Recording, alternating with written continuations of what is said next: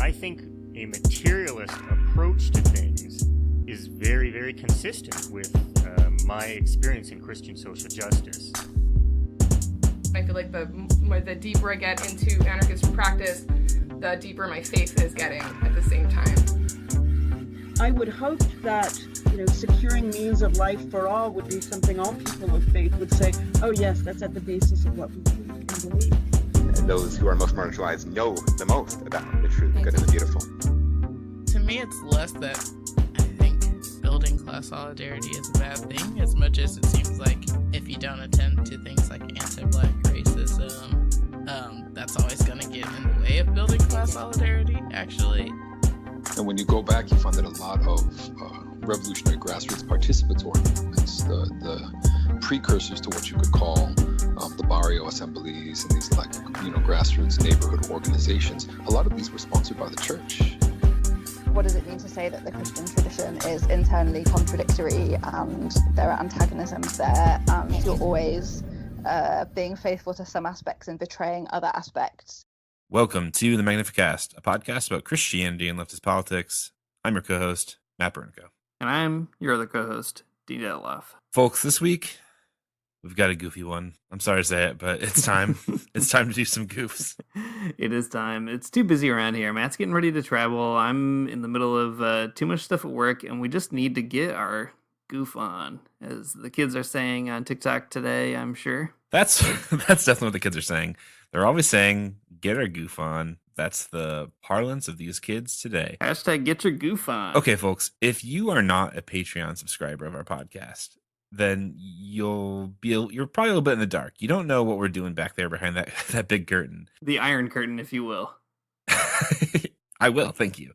One of the things that we do behind the Iron Curtain, the Iron Paywall, is that we have a subscriber or Patreon subscriber only podcast called the Magnificast Lock-In. And in that podcast, what we do is we read Reddit questions and answer them amongst ourselves. And that's great. And then we also kind of do some current events. And this week we're bringing this podcast, the Lock-In, out from behind the Iron Paywall for all of you. Because we couldn't figure anything else better to do. So that's what we're doing this week. Dean, how do you feel about that? Is that good? Is that sufficient? What I've done right there? Yeah, I feel great about it. Fantastic about it. Also, the lock-in is coming out once a month, and we are going to have a lock-in for March as well. But consider this a double lock-in, I guess, if you're a Patreon subscriber. And if you're not, I don't know. This is also a great throwback. Here's some deep Magnificast lore. A long time ago, when we started the podcast and we had no idea what we were doing, mistakenly implies that we know what we're doing now, but when we knew less of what we were doing, we used to do these Reddit goofs for a while, and they're very fun, but we felt we had to quarantine them because we would have actual serious intelligent people on this podcast, and we'd be like, we probably shouldn't open the show with a handful of weird questions from evangelicals. So we split it off, we put it behind the paywall, and now you get a little taste of this is what it would have been like to listen to the Magnificast, for better or for worse, 6 years ago. If it was 2018, this is what it would feel like to listen to our podcast. That's right. Still under Donald Trump. Joseph Gordon Biden hadn't even been a twinkle in anybody's eye yet. That's what it was like. That's right. This is what it was like. All right. Well, without much more to do, let's get down to business here, Dean. I've got a hot question that I do need your answer for. This is a tough one. I'm ready. So this is a 2-hour-old question. It's just a baby. Mm-hmm. It can't even feed itself yet. Mm-hmm. It can't even crawl around. And it's from the Our Christianity subreddit, and you're gonna love this one. If God's word is so important, why did he allow it to be lost? Mm-hmm.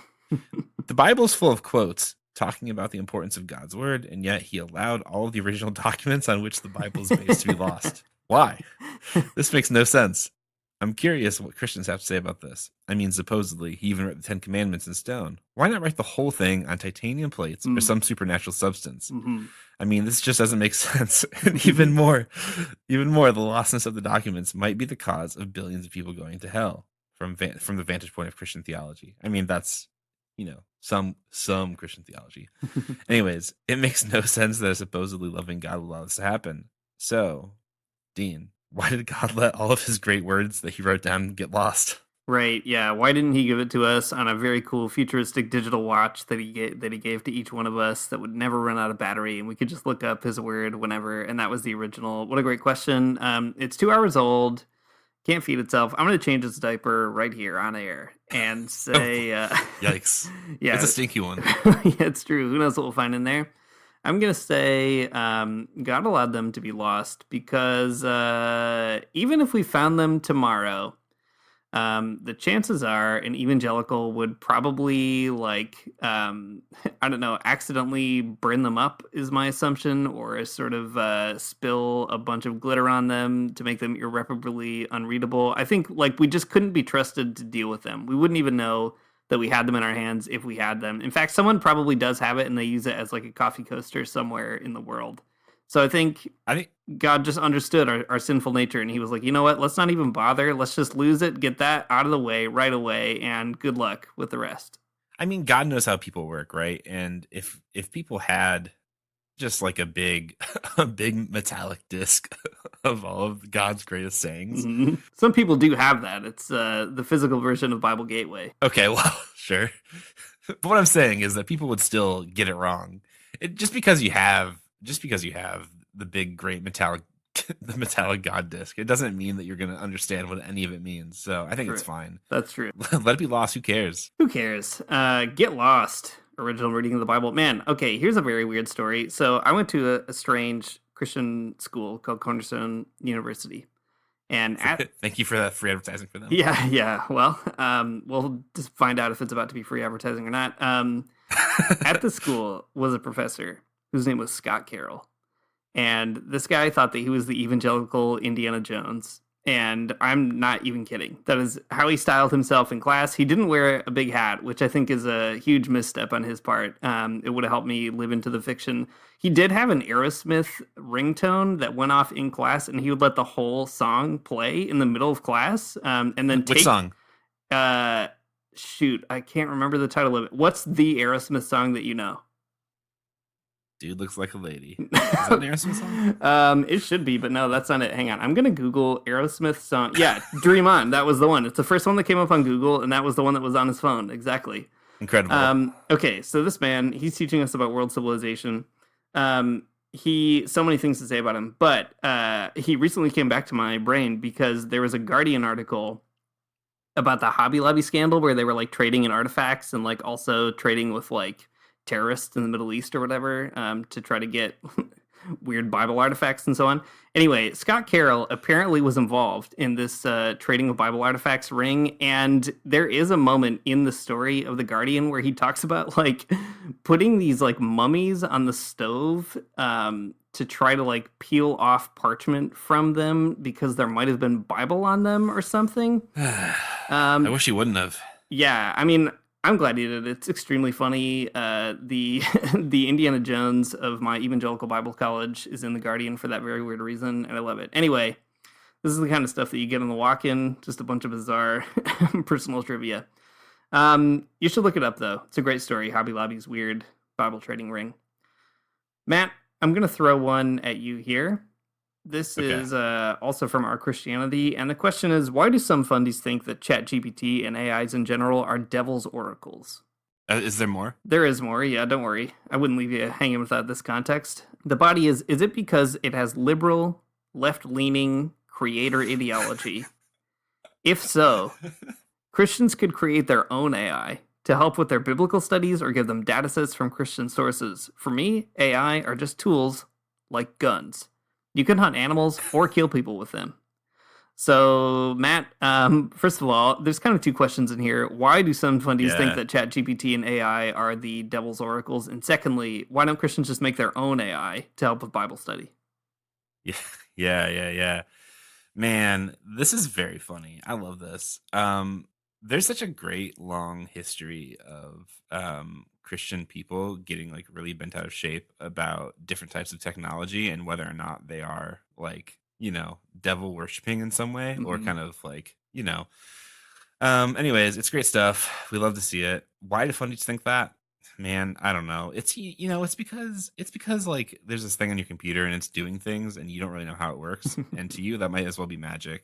And And if it's magic, then it's definitely, from Hogwarts. If it's from Hogwarts, it's definitely, from Satan. So, from by the transitive property, you get there in like just 2 or 3 steps. So I think that's probably why fundies kind of hate it. What was the second question again? I forgot already. Why don't Christians just make their own AI? Okay, now this is the more important question, because Christians will make their own AI. That's coming. If it's not already here, like, it, right? Like, Christians made their own superhero, and his name was Bible Man. Christians made their own ska music, and it was Five Iron Frenzy, and that's fine. It's good. They made their own Weird Al. They made their own Weird Al apologetics. That's right. They made their own action movies. That all of these things. Christians do this. Evangelicals love it. They love making a whole new industry around something that's didn't need to be Christian, but now it is. So they're gonna do it. It's gonna help you with Bible study. But instead of being instead of having the left-leaning liberal ideology of their creators, it's gonna be extremely racist. On purpose, though. Great, and it will be called Chat God. It's gonna be called Chat God. Yeah, that's great. That's great. That's what it'll be called. And that's so the Chat GPT, it's like it's trying to convince people to like leave their partners for it.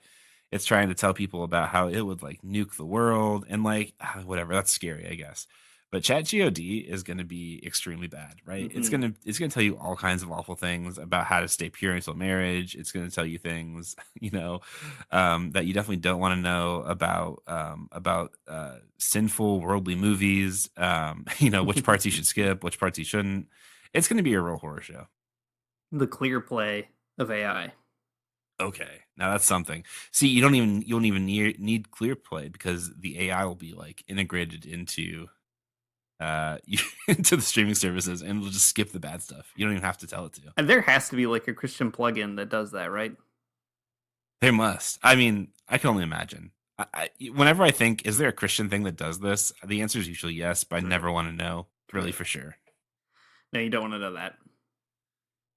Nope. Hide it under a bushel. All right, Dean, here's another one. This one is actually from a different subreddit called True Christian, which is like, like our Christianity is pretty liberal, if you ask me. And True Christian is like a little bit more, right. It's just, more about God in a serious way, in ways that the Christianity subreddit just isn't. So this is one day ago, another baby question. How do I know if God wants me to quit my job? I've been in my job for 1.5 years. When I got the job, the grammar again, always the grammar with these. When I got the job and started, I had lost my faith in God, and it has only recently returned. So I never prayed for guidance when accepting my current job. My job makes me miserable. I'm stressed out to the point where it's been impactful on my health. I had to take 2 months off sick last year for my mental health since returning back to work. I know it's not gotten any better. So, Dean, how do you know if God wants you to quit your job? I think if you're in a job that is so bad that you have suddenly found yourself believing in God, I think God wants you to leave your job. Okay, wait. So I understand that impulse, and I hear you, and I'm with you for the most part. But how do you know? But Dean, you have to understand, this is coming from our True Christian subreddit. So how do you know that that's God telling you to quit your job, and that's not just your own sinful brain telling you to quit your job? Right. Great question. I think if the first step is to ask for a sign, and I think you can get that sign in all kinds of different ways, especially on the job. For example, you can be like, the trick is to kind of load the dice a little bit. Like, you can wake up and say, God, today, if my boss is a huge jerk at 5:00, that is a sign that I should quit my job. And then you wait, and then all day you kind of have like a little bit of nerves and also kind of some excitement. And at 5:00, like, you get to see, and probably your boss is going to be a big jerk. And what a great sign that you get. And if it didn't work that day, it's fine. You can just ask for another sign tomorrow until it does kind of just land on black, and you're good to go. That's it. Now that's the true Christian logic that we've been waiting for in this question. That's perfect. Does it change your answer at all to know that this person's job is marketing for a pharmaceutical company? Oh yeah, God wants you out of that job. God does not want you in that job for sure.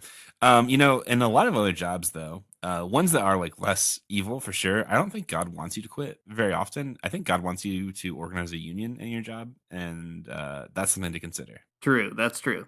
In this one, God wants you to quit and also sabotage it. That's true. That's it. That's what you need to know about this one. All right. Here's one for you, Matt, and you'll probably sense a bit of a theme here, but the question is talking to trees considered demonic or evil?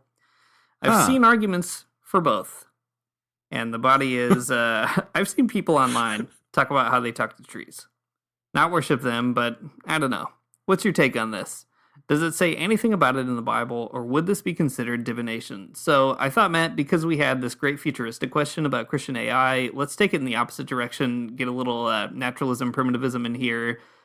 Is talking to trees demonic or evil? I think it's probably okay. I think it's good, in fact. Here's why.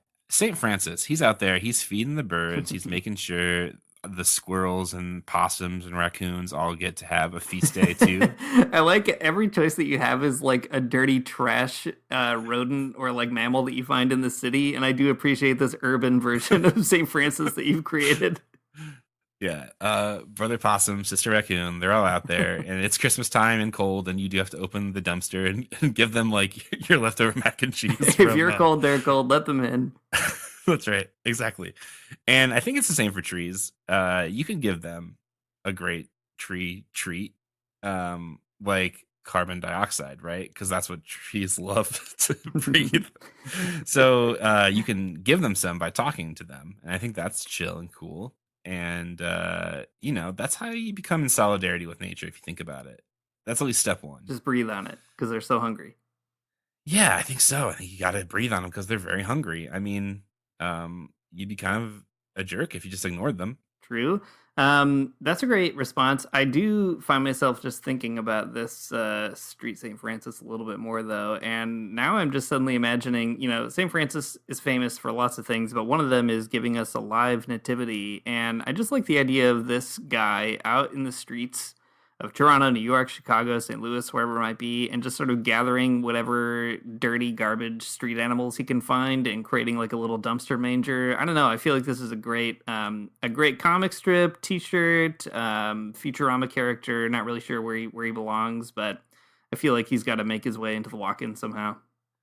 No, this is for sure like a crust punk band from like the early 2000s. True. He lives in a bus. It runs on old French fry oil for sure.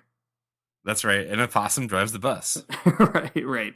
All right. I have one more question for you. And when I say one more, I mean 5 small questions I want to do rapid fire. Great. So this one's another one from True Christian, so it's really important. And it was asked 5 days ago. And the title is Questions from a Teenager About God. And Dean, I know that you're always talking to teenagers about God these days. I'm not joking. That's literally part of your job. So too much. It's not a sarcastic thing I'm saying.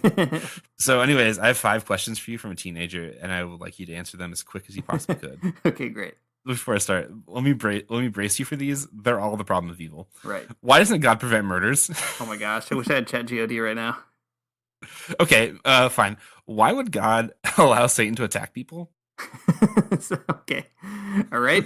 Yep. Why did God create Satan if he knew that he was going to be so bad? I love that one. I love the phrasing of that one. I love everything about it. Okay, hang on one more time. Why do we need to have faith and adhere to the Bible? There's no real way to know that God is real. And then why do some people see visions of heaven or hell, but not everybody? So those are fair questions, this user says on Reddit. And they're all kind of the same question if you think about it, except for like maybe one of them. Yeah, all of them until you get to the end where someone says, why haven't I had a mystical vision of the afterlife? Which is pretty pretty imaginative. I appreciate that. Yeah, I mean, it's because you haven't locked yourself in a cell for like years on end and like deprived yourself of all other stimuli. Yeah, exactly. Because you're not held in the Tower of London. I would say to this teen, just don't sweat it, man. Just don't even worry about it. That'd be my answer. That's cool. To this teen. That's a cool youth pastor question. Yeah. Just chill out, do what the rest of us Catholics do, go to mass, try to tune in as much as you can, but if you get bored, that's fine too. And, take the Eucharist, see if it does anything for you, and, get those ashes, keep your grades up, give something up for Lent. You can have it back on Easter, just don't worry about all that other stuff. That's what I would say. That's some good advice, I think. It doesn't quite satiate my need to know why God did create Satan if he knew he was going to be so bad, but that's okay. That's fine. My actual serious theological answer is he didn't know that Satan was going to be so bad. Well, that's even more complicated, Dean. I have 3 more questions for you about that, but maybe for a different time. Yeah. I do love the phrasing though that that like why did God create Satan if he knew that he was going to be so bad? Like Satan's just like a little stinker running around out there. But, This naughty guy. all right, so there you go. Don't sweat it. Don't sweat the big stuff. Just go to church, keep your grades up, or don't go to church. But do keep your grades up either way, I think. Yeah, it's probably fine if you skip a few of them anyway. I'll be honest. If your grades are kind of like middling, I think it's fine. My grades are slipping, and I did get a PhD, so it's fine. That's true. I'm still very bad at most things academically, but I did get a PhD too. So there we go. I mean, don't even bother keeping your grades up. It's fine. You'll probably turn out okay in life. All right, Matt. I've got one last goof 'em up over here.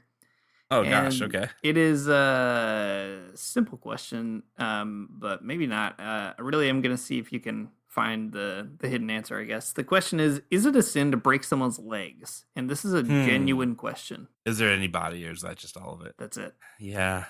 It's probably a sin to do that, I would say. Are there any situations in which it would not be a sin? Like, what if you had to... Okay, what if your choice was to save somebody who was trapped in a burning house, and you had to break their legs to get them out of the house? That'd probably be okay. That's not a sin. Yeah, so if it's like a 48 hours or whatever that movie was situation. The one where the guy saws his arm off? Yeah, that one. Okay, sure. I think that makes sense. But imagine right? it That's wasn't not his sin. arm. Imagine it was his legs. I'm imagining it, and I would love to see that movie. But yeah, I think that you're right. It's probably not sin then. Think about this: if you were I think the burning building is kind of the bottom of that barrel. You know, like that's when it's okay, is if the building is burning. Right. Okay. And most other times, probably not. So only if the building is burning down, and maybe if you're James Franco and your legs are between a boulder. I mean, okay, the building doesn't have to be burning down. Like, there could be an earthquake and it could collapse on you. There could be a tornado and collapse on you. The point is that you're trying to save someone from a building, but you do have to break their legs to get them free, and that's fine. And then it's okay. All right. So the hierarchy of leg breaking here goes. On the one hand, on the one side of the spectrum, not sinful at all. Is what you're telling me, and that is someone's in trouble, for example, in a burning building. And on the other side of the spectrum is basically every other situation. And in that case, it is a sin. Yeah, that's it. All right. Easy and done. I love applied ethics. This is great. This is good stuff that we're doing. It's great. It's good stuff that we're doing for sure. Extremely helpful. Okay, but if the person who you save from the building by breaking their legs ends up being Hitler, an evil dictator, that's what I'm saying, then it's a sin again. Right. You're hot Oh, water. no. That's right. And the thing about it is that like you've saved them, and now you're gonna have to sort of live eternity having like time travelers coming back to stop you from saving the person. Right. It's just gonna be a huge problem for you. But what if you didn't save them because you were like, what if this person becomes a dictator, and it turns out that person actually would have become like Martin Luther King Jr. Yeah, well, that's why you always have to save somebody until a time traveler shows up. Then it's okay not to. Right. So if someone does come back in time, you just have to believe them, I guess. Yeah. I'm afraid you do. Huh. It's hard news for the person trapped in the building, but if if someone says they travel back in time, they'll understand. That's They'll get very it. true. There's bigger fish to fry at that stage, I guess. Yeah, for sure.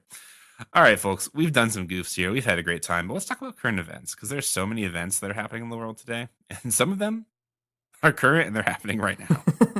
Listeners of the pod will know that we've been talking a lot about Cuba and the blockade and giving up for Lent, and I really hope that everyone's writing their letters to Joe Biden, or, I mean, you don't have to, I guess, but it'd be cool if you did. And I think some people have, at least. Some people have been sending us their pictures. We love to see it. But we have some Cuba news of a different variety today that's extremely current. And that is an article from the Washington Post called Havana Syndrome, Not Caused by Energy Weapon or Foreign Adversary, Intelligence Review Finds. Imagine that. I know. I love this title. Any title that has the words that has energy weapon in it, I'm going to be excited about. This article came out a few days ago by Shane Harris and John Hudson, 2 reporters I know basically nothing about. Anyways, they wrote this article that's kind of following up about this saga that's been going on since, I guess, 2016 at least, around a what is conclusively now made up disease or made up illness that people, U.S. intelligence operatives were getting when they were in Cuba. Okay, let me tell you about this article, Dean. Tell me about it. So after like a year's this is the tagline of the article. After a years long assessment, 5 U.S. intelligence agencies conclude it is, quote, very unlikely an enemy wielding a secret weapon was behind the mysterious ailment. Fantastic. Okay, so you might not know what Havana syndrome is, and that's okay. Don't worry, because I'm here to tell you about it. So this is what Havana syndrome is. This is from another Washington Post article from a few years ago. Called What is Havana Syndrome? So, pretty aptly titled. The mysterious ailment known as Havana Syndrome began afflicting U.S. diplomats and intelligence officers in Cuba's capital, Havana, late in 2016. Victims reported the sudden onset of symptoms including headaches, nausea, acute discomfort, and painful acoustic sensations, along with memory loss and other cognitive difficulties. More than 6 years later, as many as 200 occurrences have been reported among U.S. personnel in a list of countries that includes Russia, China, Colombia, Uzbekistan, and the United States. So that's what Havana Syndrome is. Is there another part of the story that I'm missing out? Does that sound like the Havana Syndrome story that you've known and loved over the last few years? Yeah, those are the basics. I think in addition to, we should say, so the U.S., the Trump administration was saying this, and it was used as an excuse to tighten restrictions on Cuba explicitly. So that was a big political piece of it. Also, the Cuban government was basically like, okay, we're not doing this. And also, you can just like come here and look at whatever you want. And I promise you, you will not find a secret energy weapon. And guess what? People didn't want to cooperate with them. And Cuba the whole time has denied any kind of, attack on U.S. diplomats. This was also used as an excuse to take diplomats out of Cuba. Which further kind of ices out the relationship between the two countries. So all that to say, like, there's a lot of intentional political maneuvering around the story. Yeah, good. Good context for sure. So you might be wondering at home, what is it that causes Havana Syndrome and how can you be sure to avoid it? So this is, again, from the Washington Post article. Theories about the cause of the symptoms have fueled arguments, sometimes given traction by experts, that the illness was caused by targeted attacks by a foreign adversary. Last year, a panel of experts convened by U.S. intelligence agencies suggested that an external energy source could be to blame. So the idea is that there's some kind of, like energy weapon, whatever that might mean, a death ray. I think people have suggested the big story was that it was like a sonic attack, that there was some big boombox out there making everybody sick. Right. It gives you a headache, it makes your tummy hurt, and it makes you forget things. Honestly, I don't know. To me, this seems like, just on the face, so seems like a Friday night. It seems like Friday night. I mean, it could. It also just sounds like a lot of people who are like suffering from extreme stress and like dealing with panic attacks. I don't know, man. That sounds like a panic attack to me. Having a headache, discomfort, your stomach hurts.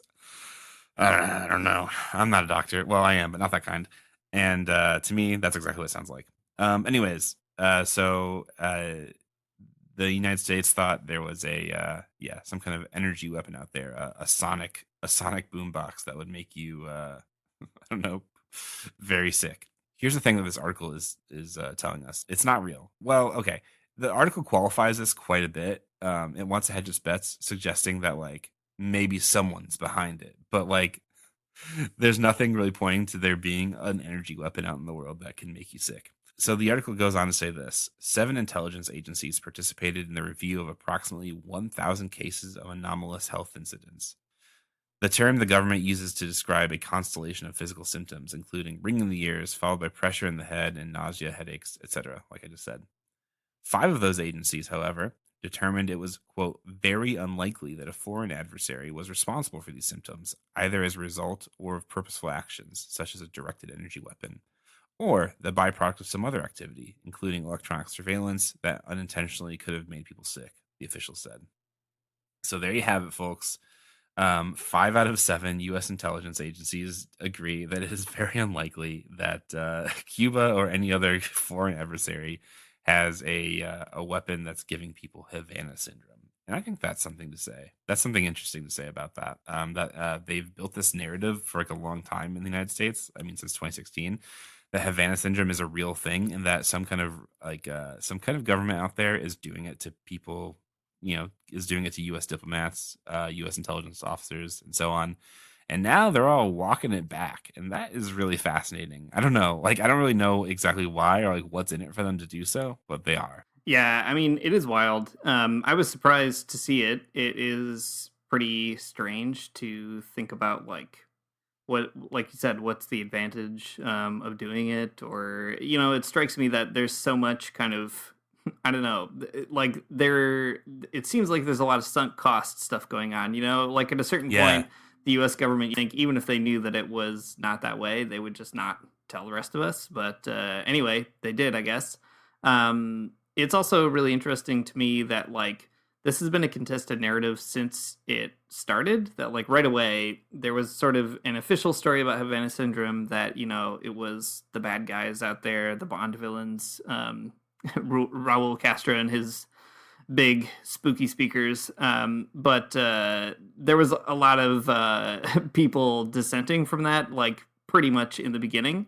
And it's been, back and forth, back and forth. I did see that the Pentagon, I guess, is still, like, not ruling out the possibility that there's some secret energy weapon out there or whatever. But yeah, it's surprising to find this admission.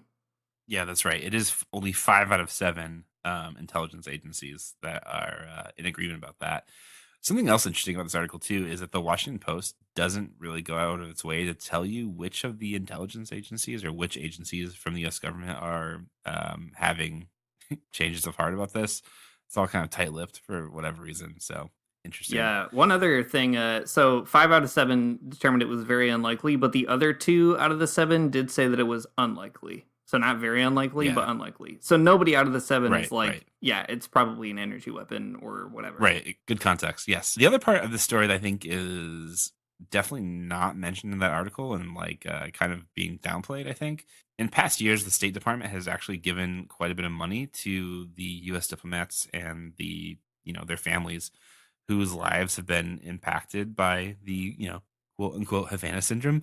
And I think that's actually kind of significant. Like Congress voted to give them money. In an article from CNN in 2022, they kind of go into more detail, I guess, about the money aspect of it all. So this is from CNN. U.S. State Department has announced that U.S. diplomats and family members impacted by severe Havana Syndrome symptoms who required at least a year of medical assistance are going to be eligible for compensation payments of about $140,000 or $187,000. The payments will be paid in a one-time lump sum tax-free amount, the U.S. Department of State said. So there you go. I mean, I guess it's interesting. Not that people don't deserve that. I mean, if my hypothesis is correct and they're like dealing with anxiety and stress and like panic attacks, then I don't know. Fine, man. The government should probably help you with that, I suppose. Especially if you're like forced into a weird and hard situation being a U.S. diplomat. Sure, whatever. It's such a frustrating thing to see the government like pay out so much money to like a weird lie that they themselves made up and just like sort of buying into it in this like weird circular way. Anyways, I hope they all feel better and that money helps them in some way, but at the same time, like it's very bizarre. Yeah, it was also a lot of money, like tens of millions of dollars dedicated for sure to for it.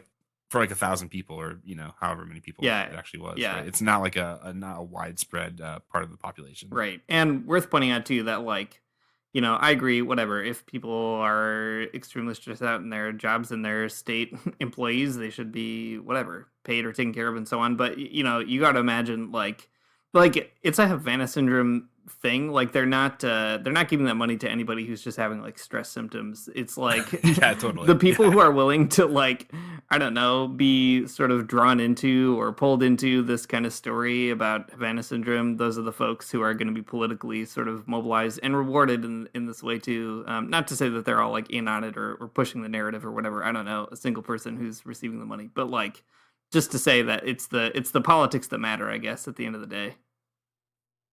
Yeah, I agree. I'm just trying to be compassionate, Dean. Yeah. That's all I'm doing here. And I appreciate that. I think that's great. But I'm gonna switch gears into a less compassionate story again.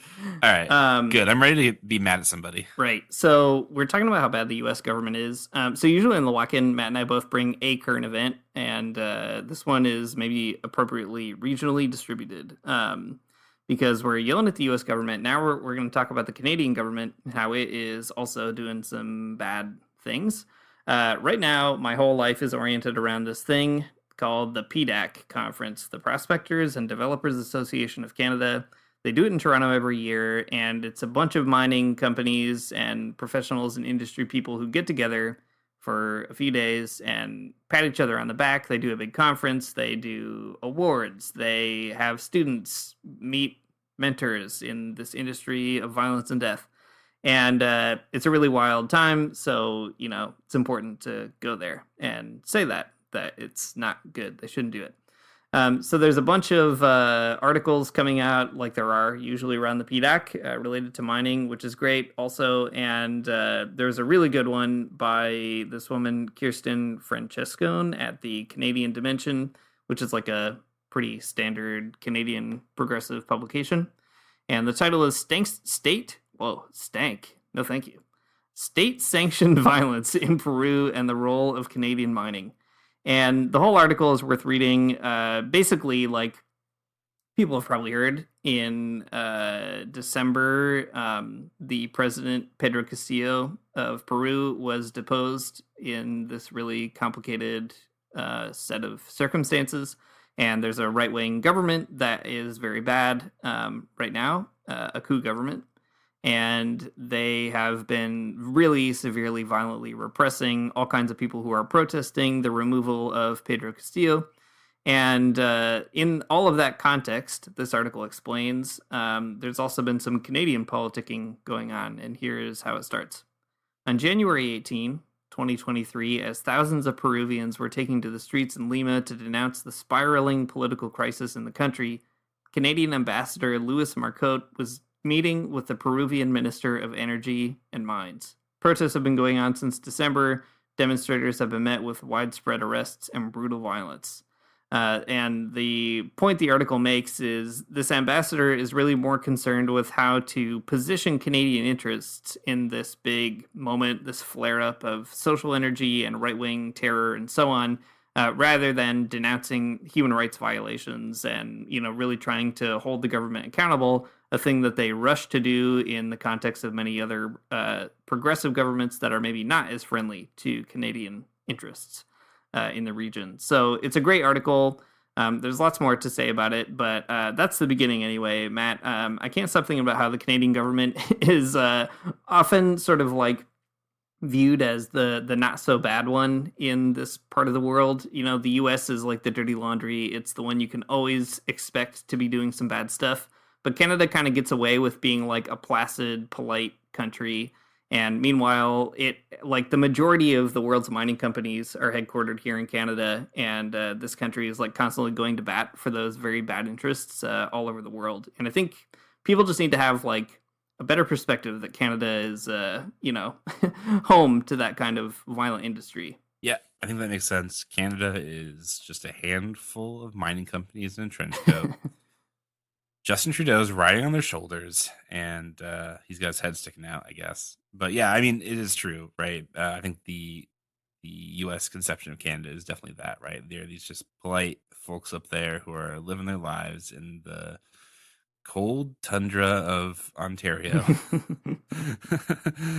eating Tim Hortons. But yeah, I mean, I think that's great to point out, though. I guess the ways that this very friendly country that we all think about that way, at least, is pretty complicit in social ills and all kinds of awful economic violence, just the way the United States is. Yeah, it's interesting. Like I said, the PDAC comes to Toronto every year. They do this big mining thing, and there's a ton of really amazing mining activists, especially organized with this thing called the Mining and Justice Solidarity Network. They're really amazing folks, and I've just been getting to know them, learning a lot from them, and it's really cool. Like there's, because the PDAC always comes to Toronto, there's also kind of a bit of maybe like a center of gravity for certain resistance efforts to the mining industry in the city that is pretty neat. And so there's always these kinds of disruptions around the PDAC. And what I think is also really interesting is like, the mining industry, I think, is also something people probably think is basically innocuous or just don't think about at all, I guess, is probably more likely. I mean, who among us ever thinks about the mining industry, but it is the industry that is, I don't know, definitely the top offenders for human rights and environmental abuses. Like, their security forces murder people in Guatemala. They are like opening completely irreversible holes to, the bowels of the earth in the middle of the Amazon. Like, just an extremely disgusting industry. And like, industry professionals know it. Like, it's not a secret. Every year they're confronted with activists at their own industry conference who are like trying to explain that to them, and they just go to the next conference room and whatever, drink bottled water and listen to somebody talk about it, talk about how great the industry is. And I think like the way I've been thinking about it lately is there's a level of cynicism in the mining industry that is second only to like the arms industry. Like, everybody knows that the harm is happening, but everyone's just kind of like in it for the money or the career or whatever that they can get out of it. And man, it is like a real spiritual crisis, I feel. It's like a place of a lot of demonic energy over there at the PDAC. Yeah, I mean, that makes a lot of sense. I don't know. You've been to the PDAC before, I guess, right? So, and you've been part of the people who've not really disrupted is maybe a strong word. You've been part of the protest there, though, right? Like, do the okay? I'm imagining the type of guys who go to this conference specifically, and they all have cowboy hats on, and they all have like Western shirts on for some reason. But do they ever like engage with the ideas from the people who are disrupting or protesting, or like I don't know? Does it bother them at all? Like, ever? It seems like it should. That's a good question. I don't have a ton of experience going. I've been to one protest last summer, and I've followed the protests before that. In my experience, extremely limited, of last summer, there's definitely a range of responses. Like, we blocked off a street that was in front of the PDAC Convention Center, and, like, we're annoying to traffic and so on. But, like, the people who pass by, you get some people who make snide remarks, like, did you know that, I don't know, people need mining for the phones that you're taking video on or whatever, or you get people who will come by and take a video of the protest and kind of chuckle to themselves. But you also get some, like, people I would describe as probably, I don't know how to put it, like, they're the true believers, like, they do believe that there's an ethical future for the mining industry, and they are probably, in a certain sense, like, interested from a place in their heart that is genuine in the story, but not interested in a, like, in a way that is sort of meaningful enough to necessarily make them, like, question the very foundations that make their life possible or make their sort of career possible. So there's a range. And I think too, like, I don't know, at the end of the day, like, I feel like it's important to understand complex ways in which people live their lives. Like, somebody's an engineering student, they know a lot about whatever, mining technology. They never really think about the human rights issues involved because, like, who's going to tell them that in school? And then they find themselves in the mining industry the way people find themselves in all kinds of industries. And, maybe this is like the first they're hearing of it and they're interested. Like, I think that does happen. But yeah, it's like a pretty bizarre thing to sort of watch all these lanyard people just wander by being like, oh, what a weird thing that people are doing in the street. Yeah. I mean, I think, a point that we make on the podcast quite a bit is that it doesn't, being a boss or being a capitalist doesn't mean that you're like a bad person. Like, it doesn't mean that you're like an angry, mean dad that yells at everybody or whatever. I don't know. But it does mean that you like fill a particular social function that does create the conditions for exploitation, and that's bad. But like, you might be very nice at the same time, which is a very funny contradiction. But I guess it's a great example of how that works out. Yeah. One thing that I do want to mention about this article that I think is great, though. So last year when we went to the PDAC, I went with the organization I work for, Development and Peace, who we have like lots of partner organizations in the Global South. And so we thought we should really bring the voice of one of those organizations to the PDAC, because that's, our job is to try to amplify the voice of those folks. And so this really interesting group called the Peruvian Episcopal Commission for Social Action, they wrote an open letter to the PDAC. And it was great. I'm really glad that they did it. Really cool to be able to make that contribution. And it's neat because it actually shows up in this article. And the author says this: during the 2022 PDAC conference, the Commission for Social Action wrote an open letter to the conference delegates expressing that, contrary to the promises made by Ambassador Marcotte and others, mining has, quote, not brought the promised improvements in quality of life for most communities in the mining areas. On the contrary, it has resulted in corruption and environmental contamination and has infringed on people's rights to life and health, leaving behind social conflict, disease, and even death. And the article goes on to fill in some of the specifics around it. But I thought it was actually pretty amazing. Like, I opened this article just to read because it's like a thing to read around the PDAC. And to discover that in there was really neat. And it really felt like this is a unique contribution that the ecumenical movement has made to the struggle against mining, right? To try to sort of lift up the voice of the church and the poor in the global south here in Canada. So I was very excited to see that, and also very surprised, and just a neat thing to sort of think through too. Like, I don't know, as Christian people on the left thinking about organizing issues like mining, those kind of particular industries, it really matters that we like find a voice there, because I feel like also people are looking for it and listening to it. Yeah, for sure, for sure. I mean, I know that you're there as the representative of a religious community of people kind of trying to figure that out. I mean, there are others that are doing that specifically in Canada, though, too, right? Like around mining. Yeah. There are a handful of other Christian groups, too, that are invested in mining, or I shouldn't say that. I mean, that's true, but interested in the mining industry in a critical way. The United Church has a whole sort of group working on it, for example, which that's like the biggest Protestant denomination in Canada. Lots of other ecumenical groups like Kairos and the Student Christian Movement. We've been working with them around it, so that's very neat. But beyond us, like, there are, in Canada, because it is such a mining-oriented economy, there are some really incredible organizations. If you want to learn more, there's a great website called Mining Watch, and it's more than a website. They do all kinds of research, and they support communities going through legal struggles with mines. It's a really amazing organization. You can check them out for sure. But yeah, lots of movement in Canada around mining in particular. Great, just as they should be. That makes a lot of sense.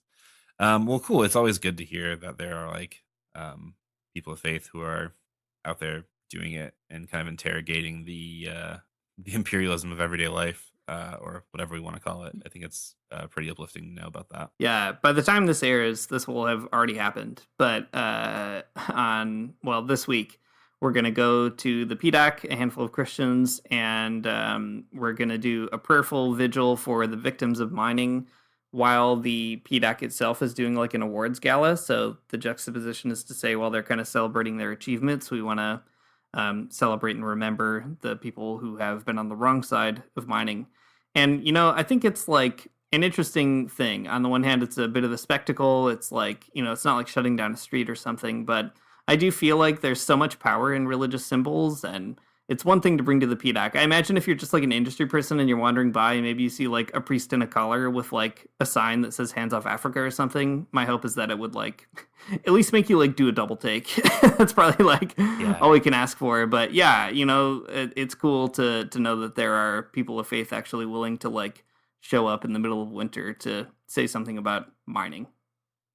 All right, folks. Well, in this episode, you got a little bit of a peek behind the iron paywall of what we do on our Patreon only podcast, The Lock-In. If you did tune into the Lock-In podcast, what you'd find is maybe some more mythos about our fictional youth group that we do have. I think we left that out, and probably for good reason, because it is probably really weird if you think about it. But we do have a rich and deep lore on that podcast about all of our about a youth group, just in general, I guess. Anyways, you can get that great podcast that is behind the iron paywall for, I think, just like $2 a month or something like that. That's the level you support the podcast at, and you can do it or you can not. It's really up to you. But I think you should. It's good. You could do it. You could do it. Where could they do it, Matt? Oh yeah, that's right. At patreon.com/the Magnificast. I was just thinking early in the episode, we were kind of like walking away, or we were walking things back. You know, do you have to go to church? I don't know. Do you have to keep your grades up? Yeah, I mean, I don't know. But you should support our podcast. That would be really great of you. But if you don't, listen, you have to do one of the three, right? You either have to go to church, you have to keep your grades up, or you have to support the podcast. So, you know, if you if you decide not to do the other two, then just do this one. That's all I'm trying to say. I agree. This is basically a substitute for both grades and church. I feel like we just reinvented indulgences. Is that what we just did? No, we reinvented emergent church, coffee church. Okay. Maybe even more damning, if you ask me. But anyways, thanks for joining us this week on the Magnificast. If you like what you heard, you can support us on Patreon. If you don't like what you heard, then keep it to yourself and don't tell anybody. Hide under a bushel. Yes. Our intro music is by Mario Armstrong. Our outro music is by The Illogical Spoon. And we'll see you next week for probably more substantial content. But you never know. Who can say?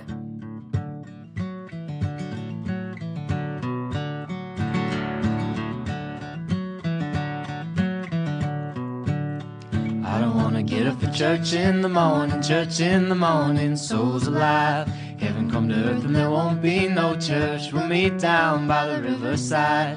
There we'll swim with all creation. Never get tired, never bored. Don't worry, someday there'll be no dam between us and our Lord.